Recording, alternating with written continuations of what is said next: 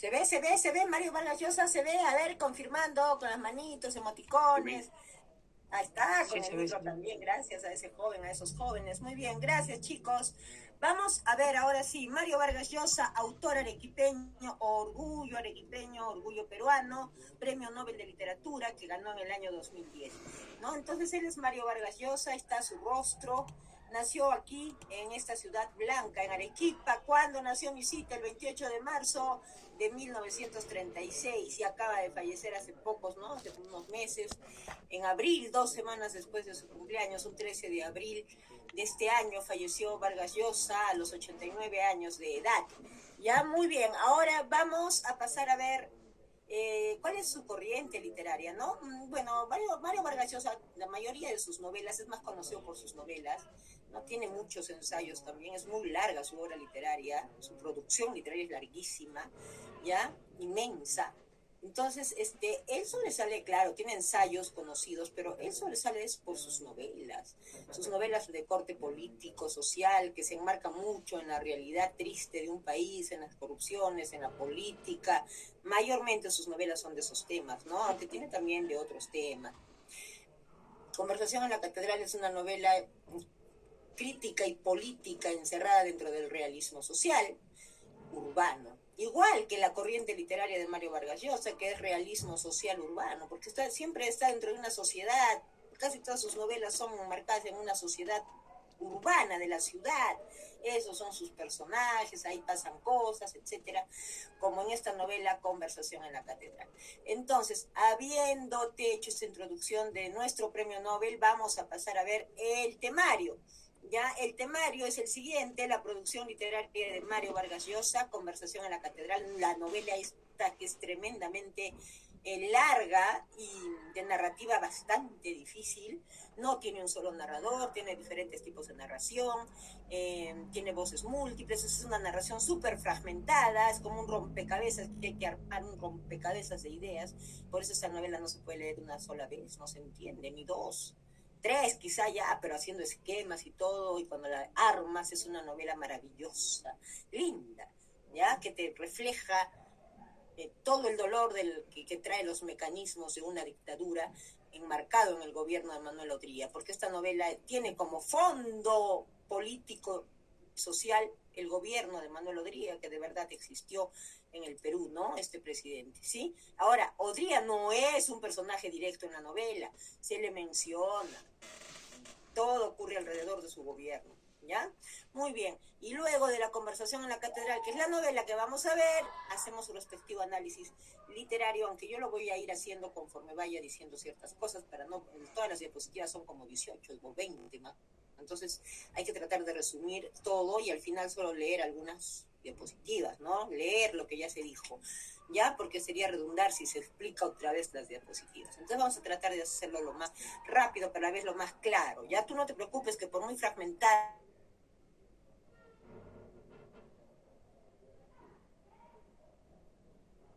Vamos a ver primero la producción literaria de Mario Vargas Llosa. Yo voy a leer solamente lo más importante, jóvenes, porque si yo leo y explico cada uno de sus ensayos, que son muchos, entonces ahí sí, pues perderíamos 4 minutos, 3 minutos. Entonces yo voy a leer lo principal y ustedes tienen esto, está en tu banco, tienes que repasarlo, leerlo, uno por uno, memorizarlo, ¿no? Ya, y en cuanto a los ensayos, bueno, te voy a mencionar uno, al menos el más importante de sus ensayos, ¿no? Ya vamos a ver. Vamos a ver, entre sus cuentos tiene, bueno, un librito de cuentos que es lo primero que publicó en la década del 50, todavía en 1959.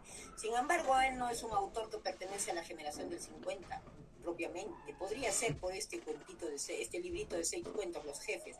Pero él se enmarca ya más en la generación de autores de los 60. Él está más activo a partir del año 1960 y de en adelante. Escribe un montón de obras, ¿ya? Hasta tiene cuentos infantiles, Fonchito y la Luna, publicado en el 2010, en el 2014 El barco de los niños, ¿no? Y ahora vamos con sus novelas que hacen lo que más sobresale Mario Vargas Llosa, y las más importantes definitivamente son La ciudad y los perros, publicada en 1963, La Casa Verde, que no es simplemente una casa verde, es un prostíbulo, esto donde te va a narrar una realidad muy triste en el Perú, siempre una realidad social, un poco política, ¿ya? La Casa Verde gana el premio Rómulo Gallegos, ¿sí? Es un premio que se da a nivel latinoamericano. Luego tiene la novela corta Los Cachorros, publicada en 1967. La novela que nos ocupa el día de hoy, Conversación en la Catedral, publicada en 1969. Tenemos luego Pantaleón y las Visitadoras, publicada en 1973. La tía Julia y el escribidor, publicada en 1977. La Guerra del Fin del Mundo, publicada en 1981. La historia de Maita, buena novela, publicada en 1984. ¿Quién mató a Palomino Molero? Publicada en 1986. El hablador, publicada en 1987. Elogio de la madrastra, 1988. Prácticamente cada año le han invitado una novela. ¿Qué tal manera de producir, Mario Vargas? ¿Qué tal genialidad? 1993, Lituma en los Andes, interesantísima esta novela. En el 2000, La Fiesta del Chivo. En 2006, Travesuras de la Niña Mala, muy buena novela. En el 2010, Sueño del Celta. En este año, en el 2010, gana el Premio Nobel de Literatura Mario Vargas Llosa, que es el premio máximo que cualquier intelectual de este calibre, tan grande como es Mario, puede recibir, ¿no? El más grande galardón que le pueden dar a un intelectual. Pero le daba el premio Nobel por El Sueño del Celta. No, un premio Nobel se da por toda la carrera literaria, por toda la trayectoria literaria de un escritor, por todo lo que ha aportado al mundo, no solo a su país, al mundo, ¿ya? Muy bien, ahora vamos a ver, tiene otras novelas, ¿no? En El héroe discreto en el 2013, Cinco esquinas en el 2016, Tiempos recios en el 2019, y la última novela que nos ha regalado cuando ya era muy ancianito Mario Vargas Llosa, tenía ya 87, casi 88 años, publicó la novela Le dedico mi silencio en noviembre del 2023, yo ya la he leído, ¿ya? Muy bien, vamos a ver ahora sí los ensayos. No tiene muchísimos, tiene algunas obras de teatro, ¿no? Que son estas, principalmente Katy y el hipopótamo, La señorita de Tacni y la chunga. En cuanto a sus ensayos, hay uno que les puedo mencionar como que es muy interesante. ¿Por qué? Porque este ensayo él se va a doctorar. Los ensayos pues son trabajos de investigación, o tratan un problema o investigan algo, es como una tesis, ¿no? Algo parecido, sustentan algo. Entonces, él presenta un ensayo en la Universidad Complutense de Madrid cuando se gradúa, y para graduarse con esta tesis, con este ensayo como doctor en Filosofía, Letras y Literatura en la Universidad Complutense de Madrid, España. Y presenta ese ensayo, pues, García Márquez, Historia de un deicidio. ¿Qué es deicidio? Matar a Dios. Y hace un análisis de toda la narrativa de su gran amigo en ese tiempo, en ese entonces, que era Gabriel García Márquez, colombiano, muy amigo de Vargas Llosa, más que amigo, era casi familia, era su compadre, pues, ¿no? Ya, entonces, hace toda una investigación, y sobre todo de la novela 100 años de soledad de García Márquez. La expone muy bien y expone la grandeza de la narrativa de Gabriel García Márquez. Y con eso se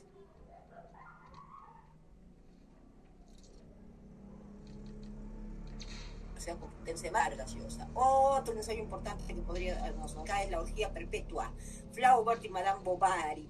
Madame Bovary es una novela y el autor es Flaubert, justamente Gustavo Flaubert, ¿ya? Entre Sartre y Camus, dos existencialistas, es un ensayo filosófico, ¿ya? Muy bien, jovencitos, ahora vamos a pasar, ustedes ya tienen que repasar todo esto, volverlo a leer, en el banco está, y ahora sí, díganme, ¿están listos para entrar con la novela Conversación en la Catedral? ¿Qué me dicen? ¿Están listos? ¿No están listos? Díganme. ¿Sí? Ya está, empezamos. Vamos a ver primero por qué se llama Conversación en la Catedral. Ahorita lo vamos a ver, pero desde ya te digo, y como tú ya debes de saber, y muchos y quizá otros no saben todavía, pero desde les digo que la catedral pues no es una iglesia, ¿no? En este caso, la catedral es un bar de mala muerte, donde va gente de mal vivir sobre todo, y gente pobre también, ¿no? Que está ubicado en el centro de Lima, en la ciudad, en la urbe, ¿ya? Muy bien. Y desde ahí dos personajes que se van a ir ahí a tomar unas cervezas, van a conversar 4 horas. El presente es la catedral, este bar. van a dar saltos al pasado hacia el gobierno de Odría, hacia los 50, porque en este bar La Catedral ya no es Odría, ya no gobierna Odría, digamos, puede ser, no te ponen el año, puede ser el año 64, Odría gobernó hasta el 56, o quizá el año 66, puede ser 10 años después, y en ese bar La Catedral 2 personajes se encuentran, bueno, se van a ese bar, y empiezan a conversar 4 horas, dando vida a esta novela con saltos al pasado, con monólogos interiores, ¿no? Haciendo hablar a los personajes que tuvieron que ver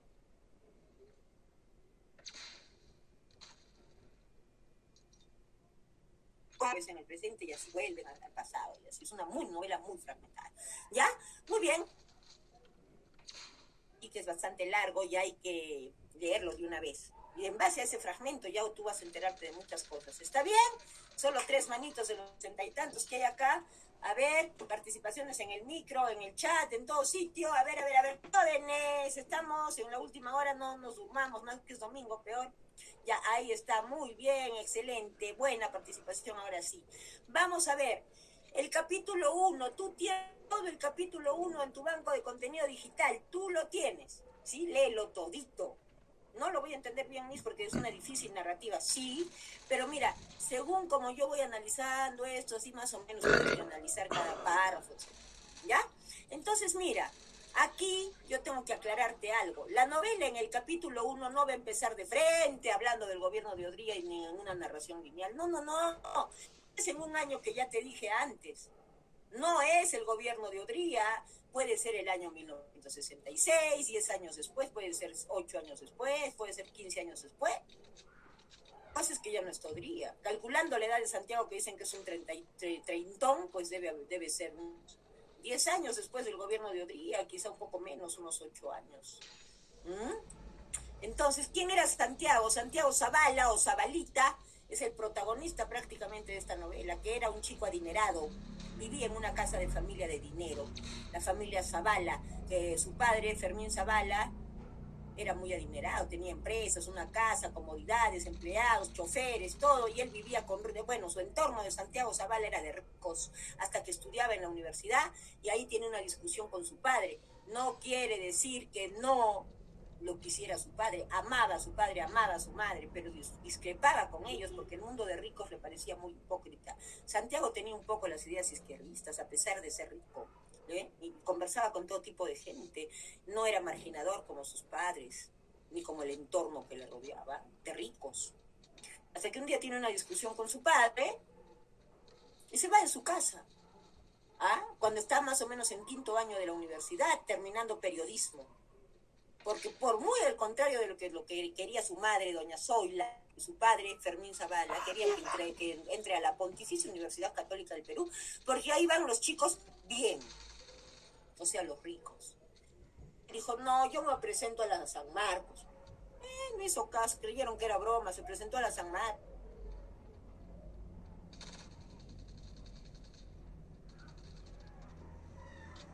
De indios y donde se hace. ¿Cómo has ingresado ahí? Casi se muere su madre. Pero ya estaba ahí. Y era bien racista y clasista su madre. Choleaba a todo el mundo. Era terrible. Pero no era mala. Eran sus complejos. Bueno, Santiago continuaba en su casa hasta que tuvo una discusión con su padre. Ya estaba en 5º año de universidad más o menos. Y al tener esa discusión con su padre, sobre todo por la diferencia en las ideas, pero ya que su padre, Fermín Zavala, trabajaba para el gobierno de Odría en esos tiempos de los 50, y este fragmento no es en los 50, ya es mucho después, ya no es Odría. Yo te estoy hablando de cuando él era todavía universitario y estaba gobernando Odría. Ahí se va de su casa y se va a una pensión y vive como un chico de clase media, termina periodismo y empieza a trabajar en la crónica.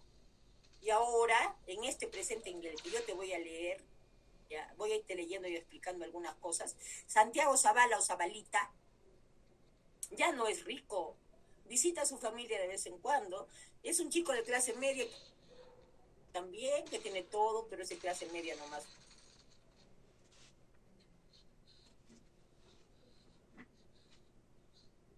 Una chica de clase media también llamada Ana, ya es casado, no tiene hijos, pero sí tienen un perro llamado el Batuque. ¿Y por qué le menciono al perro? Es importante el perro acá, ya vamos a ver por qué. Bueno, Entonces yo empiezo a leer el fragmento, ya sabes quién es Santiago Zavala. Cuando lea yo este fragmento, ya sabes que Santiago Zavala ya no está en la casa de sus padres, ya es un chico de clase media, está casado, solo vive de su trabajo de periodista en la Crónica, que es muy aburrido, muy rutinario y se siente estancado. Ya él es la representación del pesimismo que sienten muchos por un Perú corrupto, y él también, que se siente estancado y frustrado, que no puede avanzar por la corrupción que hay en el país. Ya, entonces vamos a leer poco a poco este fragmento.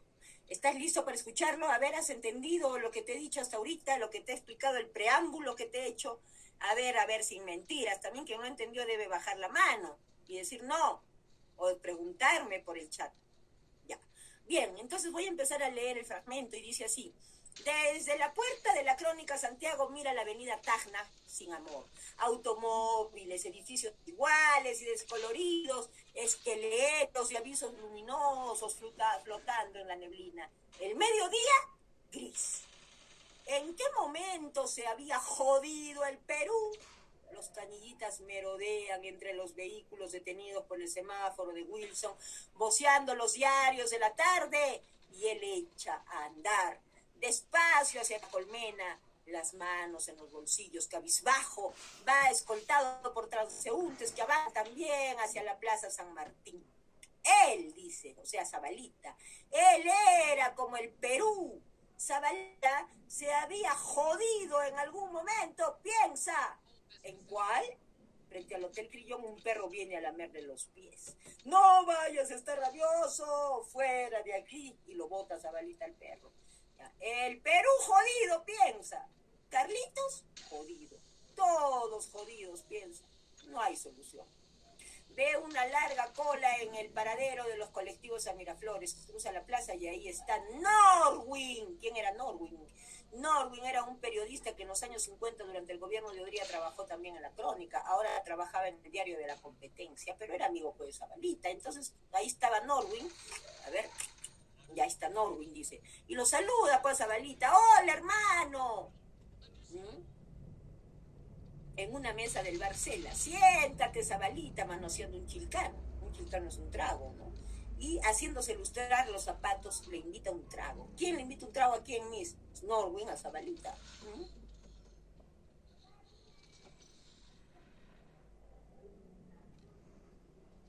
Yo estoy un poco que pongo una imagen, las letras me distraen un poco. Ahora seguimos, ¿no? Norwin le invita un trago. Ahora Zabalita piensa, no parece borracho todavía. ¿Quién? Norwin todavía no parece borracho. Y Santiago se sienta.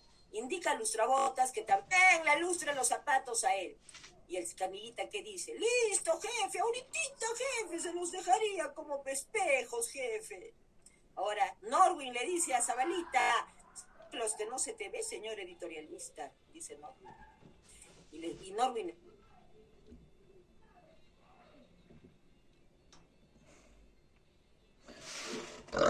siente que te está narrando él, Norwin, en tercera persona, porque acá hay varios narradores, en este momento es omnisciente, ¿no? Entonces le pregunta, ¿no? Norwin todavía le pregunta, ¿se trabaja menos? Alza los hombros.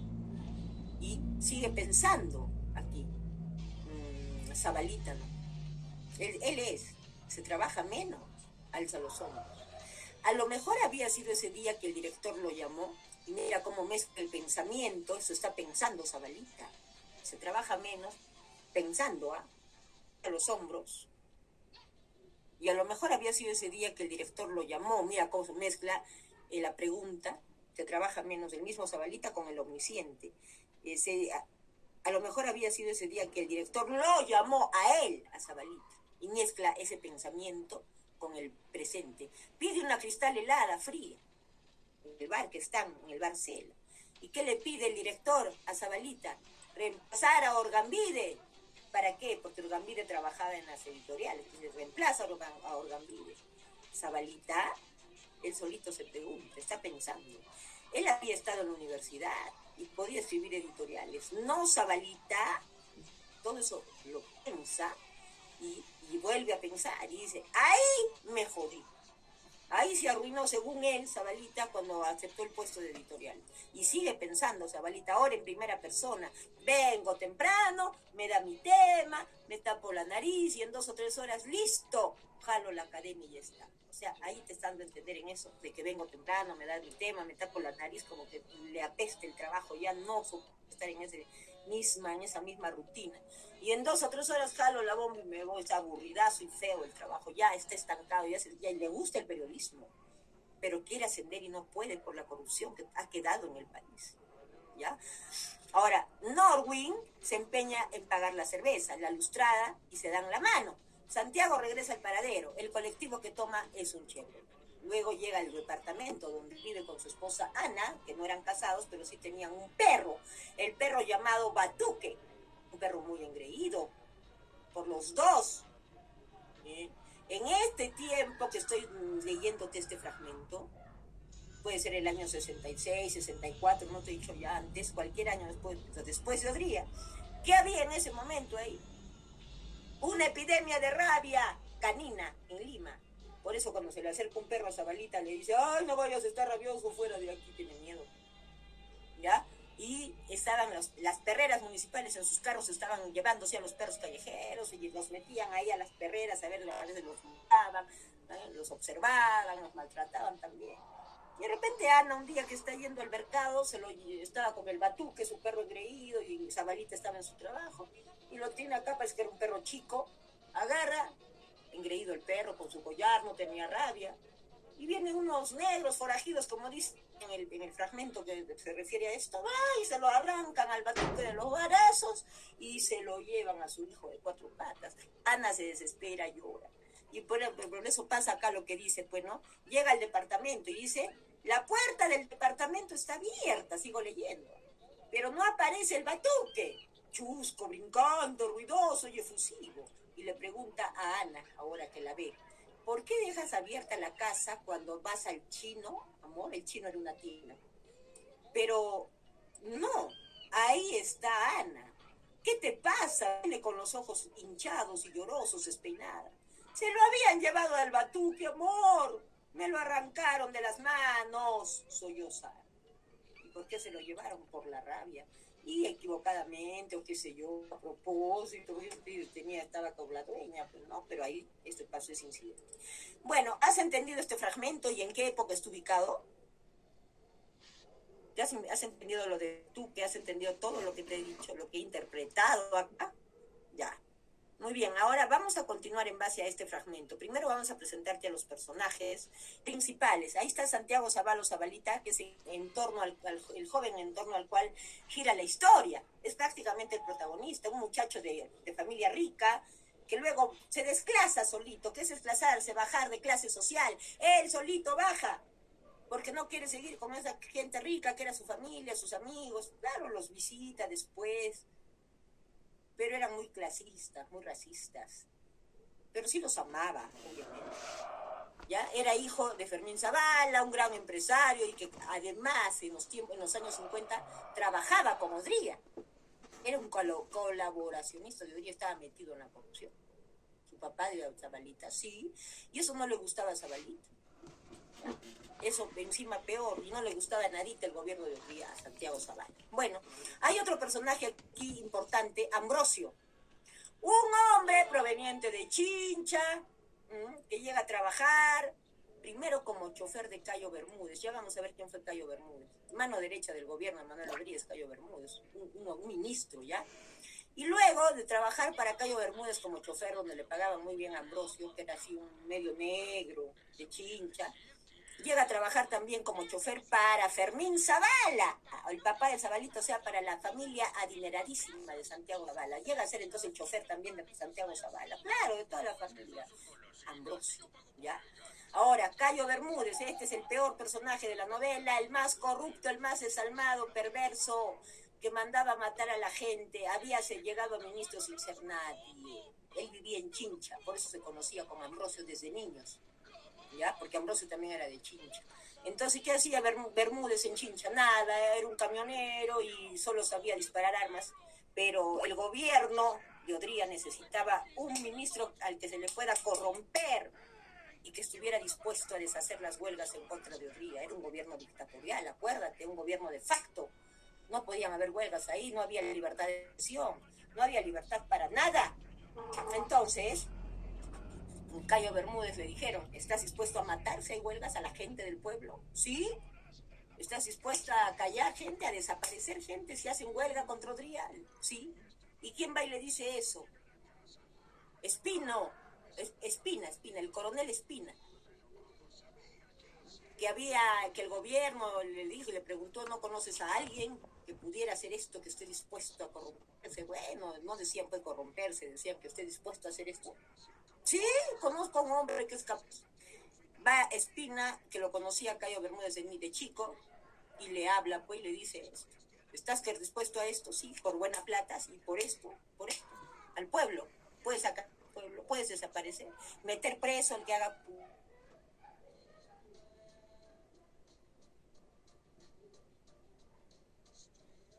por todos lados, por eso se enteraba de todas las huelgas que iban,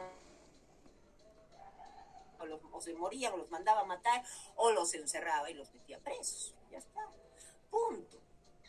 Ese era Cayo Bermúdez, el más corrupto, encarna aquí la inmundicia moral, más que toditos. Ya, don Fermín Zavala, el bola de oro, el papá de Santiago Zavala. Bola de oro, ¿por qué, misita? Porque era gordo y tenía full plata, pues ya. Entonces era un próspero empresario. Y su esposa, ya vamos a ver, era la señora Soy, sus hijos eran el Chispa, Santiago, o sea, el protagonista, y la Teté, la hermana mayor de Santiago. Ya vamos a ver, entonces, y don Fermín Zavala era colaboración y trabajaba en el gobierno de Odría también, en los 50, cuando Zabalita todavía estaba en el colegio y cuando ingresa a la universidad también, ¿ya? Porque no te olvides que Odría estuvo 8 años en el gobierno. Ahora, desde 1948 hasta 1956. Ahora, Odría no es un personaje de la novela para nada. Simplemente se menciona su gobierno. Él no habla, él no interviene para nada. Es un hombre que está de referencia, pero todo ocurre en base a este gobierno. ¿Pero qué es verdad la corrupción? Sí. Pero yo he leído que Odría hizo grandes obras, sí, pues, grandes obras detrás de las cuales había enriquecimiento ilícito, se agarraban dinero de esas obras, había mucha corrupción. ¿Ya? Muy bien, has entendido los personajes principales, porque voy a pasar a los personajes secundarios y ya finalizo prácticamente diciéndote lo último, que es un tema nada más así importante, ya que es prácticamente el tema de la novela. Ya, vamos a pasar a los otros personajes, que son muchos, son 70 personajes, pero acá no hay 70, obviamente no alcanzaría el tiempo, ¿no? A ver, ¿quién es Hortensia? Hortensia, o también apodada la Musa, era una bailarina de un cabaret. Cayo Bermúdez tenía una vida muy sospechosa, bueno, era soltero, pues, y cuando ya era ministro, mira cómo es la movilidad social, es un tema importante en esta novela, movilidad, se mueve la sociedad, mientras que Santiago Zavala se desclasa, baja de clase social, Cayo Bermúdez asciende, de ser nadie pasa a ser ministro y a ganar dinero y a comprarse casonas lujosas, millonario, mucho dinero, y mucho de él ilícito. Ya, ahora, él visitaba los cabarets y los prostíbulos, siendo ministro. Eso no es de sorprender, seguro muchos políticos lo hacen. Entonces, miren, Hortensia, la conoció ahí bailando en un cabaret y le gusta a Cayo Bermúdez, es su amante. Y luego la lleva a vivir a su casa, a una de sus casas lujosas, ahí la lleva a vivir a Hortensia, la musa, ¿ya? ¿Quién es Amalia? Amalia es la empleada que primero trabajó para la familia Zavala, pero discute con la señora Zoila, hay un problema en la casa y la despiden. Entonces ahí, ahí también trabajaba Ambrosio, en la casa de Zavala, de la familia Zavala, la recomienda Amalia con Cayo Bermúdez. Antes había sido chofer de Bermúdez, Ambrosio. Y le dice, acepta en tu casa para que trabaje, ¿no? Como empleada del hogar, ¿ya? Y Cayo Bermúdez la hace trabajar en su casa y en la casa de la musa ahora, ¿sí?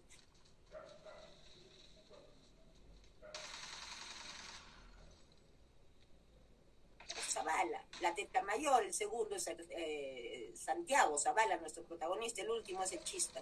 Y la señora Zoila es la madre clasista y racista, ¿ya? De Santiago Zavala. Don Emilio Arévalo y su hijo Popeye Arévalo, bueno, don Emilio Arévalo, un senador también del gobierno de Odría, tenía un hijo llamado el Popeye Arévalo, tiene mucho dinero, que termina casándose con la Tete, la hermana de Santiago. ¿Ya? Bueno, esos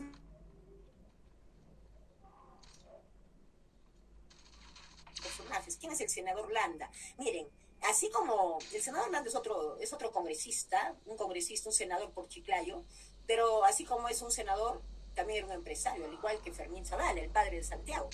Primero ellos son los empresarios, con conveniencia ayudan a que Odría entre al gobierno. Bustamante Rivero en 1948. Muchos empresarios lo apoyan, pero también hacia el final estos mismos empresarios lo votan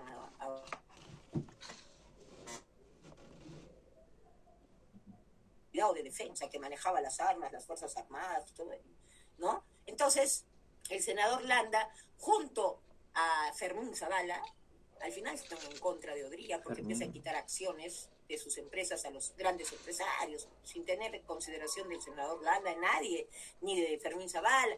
Y entonces ellos mismos, los mismos, el senador Landa y Fermín Zavala hacen una coalición, una alianza, un acuerdo para deshacerse de Odría. Primero tenían que deshacerse de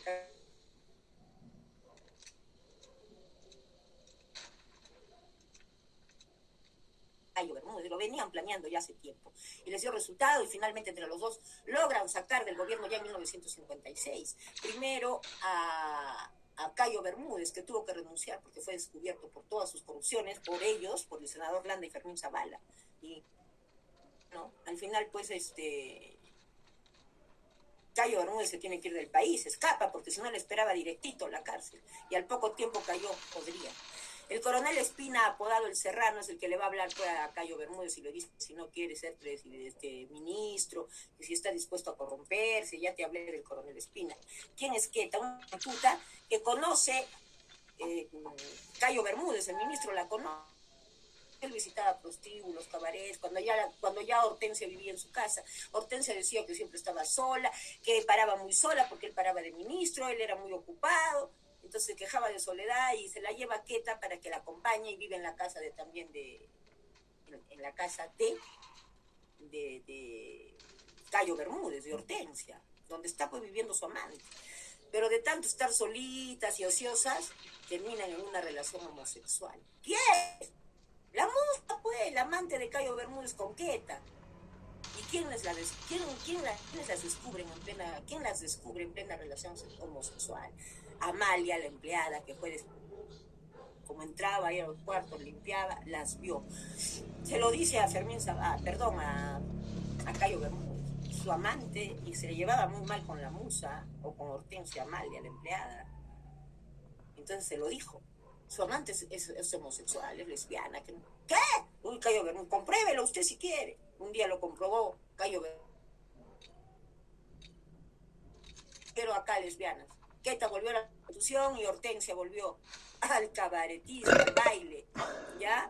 Ana es la esposa de Santiago de Zavala, la que te dije, al que le arrancan el batuque, una chica de clase media. Todos ellos ahora, Becerrita, Norwin, Carlitos, Arispe y Periquito, todos ellos son periodistas que trabajan en el diario La Crónica. ¿Sí?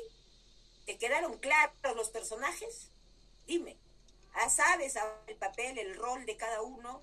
Ya. Ahora, aparte de ello, acá otra relación homosexual, porque la homosexualidad es un tema que se va descubriendo a lo largo del relato, como algo secreto que se va descubriendo, se va destejiendo, ¿no? Otro tema es la corrupción, la inmundicia moral que se ve reflejada y encarnada en Cayo Bermúdez. El mecanismo atroz de una dictadura que hace sufrir mucho a los peruanos, ese es otro tema, y otro tema, la homosexualidad. Bueno, resulta que Hortensia, la musa, ya vuelve al cabaretismo, bueno, pues porque Cayo Bermúdez la descubrió en una relación homosexual con Queta, ya pues está bailando en el cabaret ahora de nuevo, y de repente lo ve entrar a Fermín Zavala, casado con 3 hijos, que tiene el Chispa, Santiago, nuestro protagonista, su esposa Zoila, su hija la Tete, todo un señor, y lo ve entrar con su mujer Ambrosio al cabaret, y la Hortensia lo sigue, y al poco rato se encuentra en una relación homosexual. ¿A quién mismo? A Ambrosio y a Fermín Zavala, el gran Fermín Zavala, el político,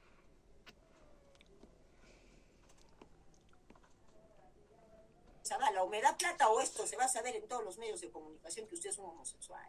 Uy, le empieza a dar plata y a dar plata, lo tiene chantajeado al pobre Fermín Zavala, al Bola de Oro, al papá de Santiago. Santiago Bola ni de oro. enterado de esto, después se entera, porque es periodista, se entera cuando hace, ya, y por eso es que, bueno, un día de dos, tanto que lo chantajeaba ya con tanta plata, a Fermín Zavala, un día entró Ambrosio ahí fue al cabaret y le dice a Hortensia, ¿no? A la musa, mira, si tú sigues chantajeando a mi jefecito, Fermín Zavala, yo vengo y te mato con mis propias manos, yo te mato.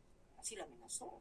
Y de repente un día de tantos amaneció muerta Hortensia, la musa, acuchillada en el cabaret, una madrugada. Y lo más probable era que la haya matado Ambrosio, el chofer. Por órdenes de Santiago, de Fermín Zavala, eso no se llega a saber nunca. Pero es justamente lo que quiere saber Zabalita. Cuando años después, ya en este presente que te he narrado, años 60 y tantos, se encuentra en la perrera cuando va a recoger al batuque, a rescatarlo, ahí se encuentra. ¿Con quién? Con Ambrosio, con su ex chofer. Y entonces Zabalita lo quería ver, ya hacía años que no lo veía, muchísimos años. Y dice, sabe cosas de mi padre, ha estado con mi padre, ha sido su amante. Él nunca dijo nada de la homosexualidad de su papá, fiel a su padre. Pero se encuentra en la perrera con Ambrosio. Cuando ya salía con el batuque, lo había rescatado, lo había sacado de ahí, de esas cuevas horribles que tenían ahí los perritos. Lo sacó, hizo su lío, cómo lo meten a mi perro es engreíble, ya está vacunado, ¿qué les pasa? Que no sé, yo soy periodista, los voy a denunciar, no sé quién, lo sacó al batuque. Y cuando está saliendo con el batuque lo ve Ambrosio, casi se muere. Quería verlo hacía años, y cuando lo vio, me acerco, no me acerco, sí me acerco, se acercó. Hola Ambrosio, de repente Ambrosio, mi niño Santiago, muchos años que no lo veo, niño. Así le decía, fue servil. Desde siempre lo había tratado como niño Santiago. Y ahora era un hombre casado y todo, pero era su niño Santiago. Niño Santiago, qué alegría verlo, que esté por acá. He venido a recoger a mi perro, pero no tiene rabia, no te preocupes. Más bien tú, ¿qué haces por acá, Ambrosio? ¿Cuántos años que no se te ve? Es que ahora yo trabajo acá, en la perrera, mi niño. Ah, ya. Bueno, pero ya, ¿qué hora sales, Ambrosio? Niño, ahorita. Te espero. Y salió con Ambrosio, y cuando salió, es cuando Zabalita le dijo, Ambrosio, ¿tú no conoces un lugar donde se pueden tomar unas chelas bien frías, unas chelitas bien heladas? Sí, mi niño, es el lugar donde yo almuerzo y como, pero ese pobre es mi niño. No importa, tú sabes cómo soy yo. Dime, ¿cómo se llama ese lugar? Ese es el bar La Catedral, que queda aquícito nomás, unas cuadritas, mi niño, unas cuantas cuadras de acá, niño.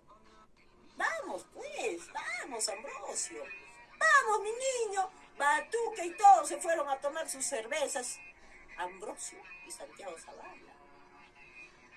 Y empieza una conversación entre los dos de 4 horas, donde van a revivir todo lo que se vivió en el pasado. Están en los años 60 y tantos, con el batuque ahí, que el pobre perro no puede tomar, está aburrido el pobre. ¿Ya? Entonces ahí están los tres, pero tomando los dos. Y reviven muchas cosas, dan saltos al pasado. El presente es el bar La Catedral. El pasado, vas en flashback, se retrocede, es una técnica narrativa hacia atrás. Flashback, recuerdan, conversan los personajes, Hortensia, esto, el otro, Zabalita cuando él se escapa de su casa, cuando todo lo que ya te contó lo recuerdan.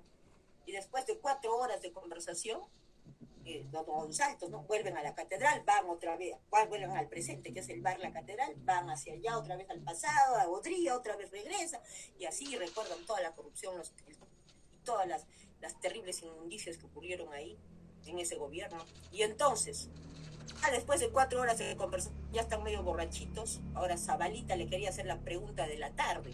Le dijo, mira, Ambrosio, te quiero hacer hace rato una pregunta. ¿Qué pregunta, mi niño? Dígame usted. Dime, ¿fuiste tú quien mató a Hortensia por órdenes de mi padre? Eso es lo que tanto quería saber Zabalita. Váyase usted muy a la M, mi niño. ¿Cómo se le ocurre? ¿Qué le pasa? ¿Por qué se puso nervioso? Casi tiró los vasos, casi le pega a Zabalita. Y yo me voy, y se fue asustado y temblando. No se merece tener el padre que tenía, porque ya se había muerto el padre de Zabalita. ¿no? Entonces ya había pasado años. Se fue pues Ambrosio temblando, asustado, colérico, y con eso demostró que sí era el asesino de Hortensia. Un crimen que quedó impune porque detrás de ese crimen había poder. Listo, y acabó la novela. Díganme, ¿quedó claro? Ya está. Mando el quizzes, chicos. No se pueden hacer ya preguntas, qué pena, me hubiera gustado hacer, es que es una novela larguita. Pero creo que con lo que les he dicho, ustedes no van a fallar. No van a